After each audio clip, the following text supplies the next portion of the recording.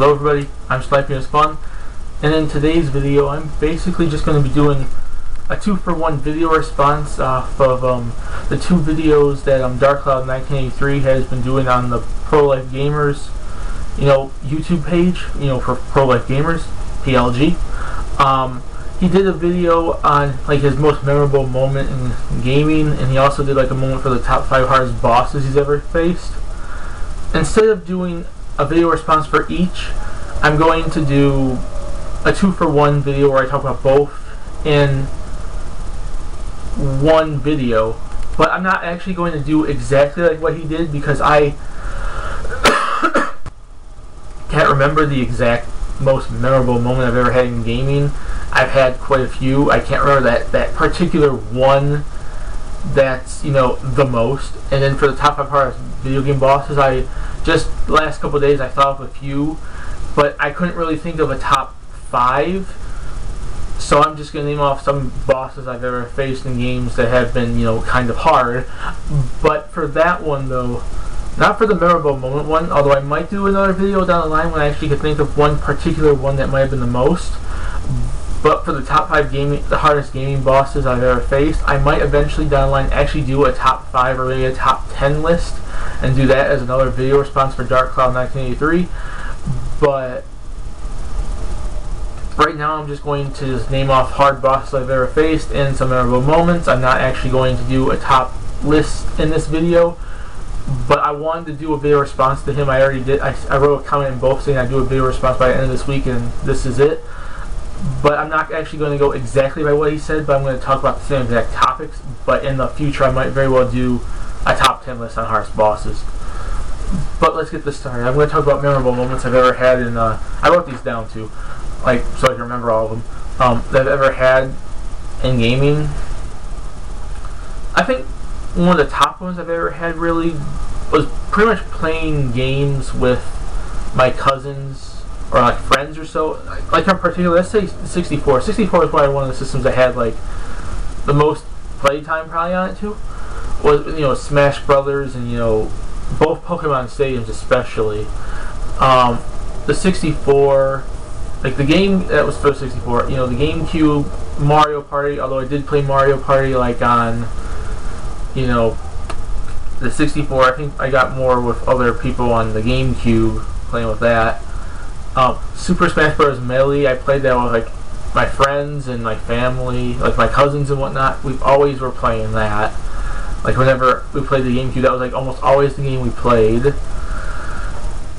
And just a lot of like it's more so with Nintendo consoles, but I have played other consoles like the PS2 and PlayStation 1 with other people, no matter if they're a first player, like just one player, or like a 2-player game or so.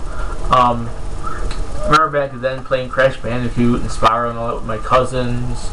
I did play the Sims games when they came to consoles. All of these games. I remember when I was over at my cousin's house one time, we played Dance Dance Revolution on the PS2. I would say this is probably one of the most memorable ones, but I don't know if I would say it is the most memorable. But actually, I'd probably say this would be the most memorable moment actually. In particular, it's just playing games with my family and my friends. Just playing tons of games from Super Nintendo and 64 and PlayStation 1 to the PS2, the Wii, the GameCube and Xbox and whatnot.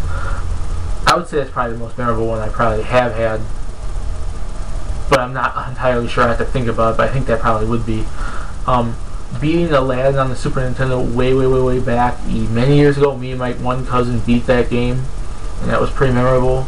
A couple years ago when I beat Super Mario Galaxy 1, which was actually quite an achievement. Even though I did not beat it with all the stars, I just got through the game with enough stars to beat Bowser. I beat it, and that was kind of a gaming moment I'm proud of actually.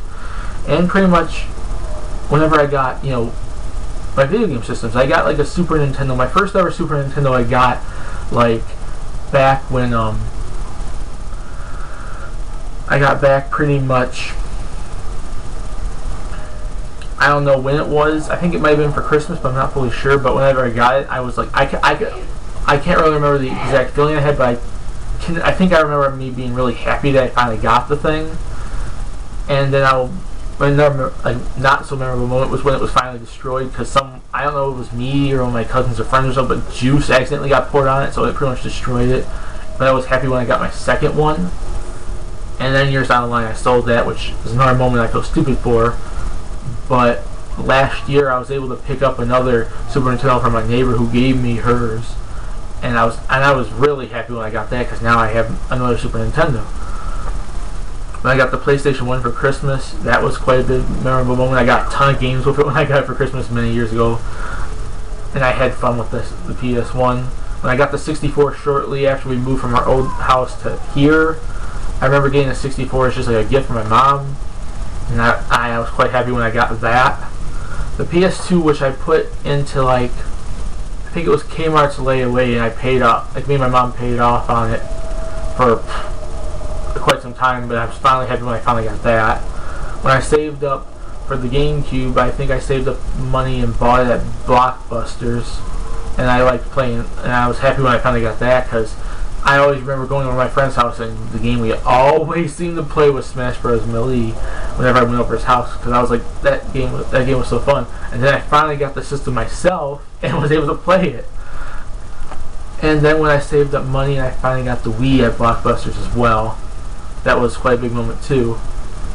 Not so much years later when it finally broke, but when I first got it, yes. And when I got the red one this couple months back for my birthday, the red Nintendo Wii as well, so now I have two. That's just a few memorable moments, but I would say probably my most memorable moment would probably be playing, video games with my friends and family over the years, from various consoles through various games, pretty much. Now on to the hardest bosses. A few that I wrote down. Basically, in Street Fighter 2, all four of the final bosses, Balrog, Vega, Sagat, and Bison, all four of them are quite hard. Just all four bosses, just the Street Fighter 2 final bosses, four final bosses. Just in general, those are quite hard. I was able to make it past everyone but Bison. I can never beat Bison, I don't think. I always made it past everyone else but Bison when I played that game.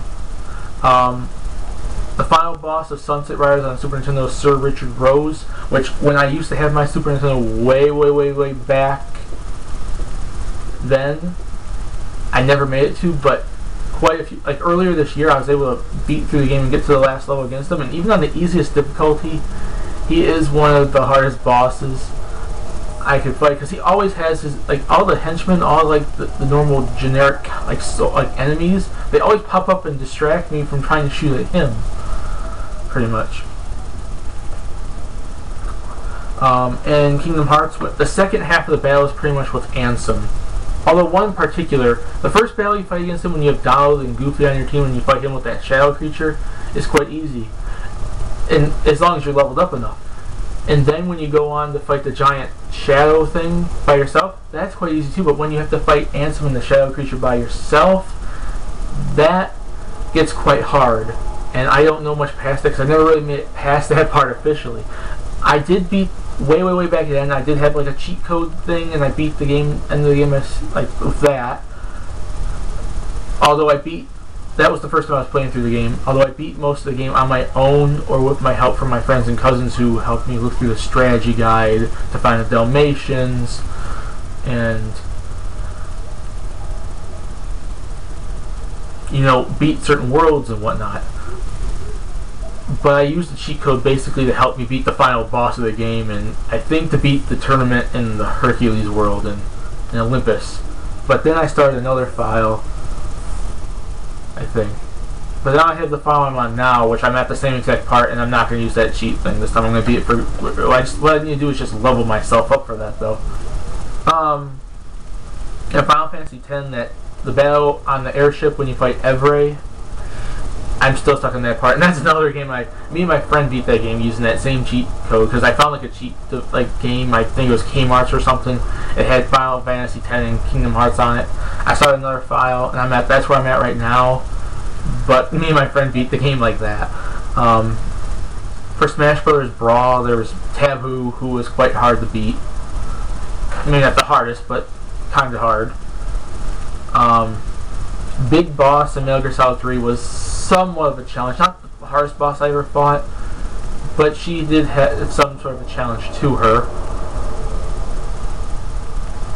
And Zone of the Enders 2, when you fight Anubis at the end, it took me forever to finally beat him. He was actually quite a very challenging boss as well.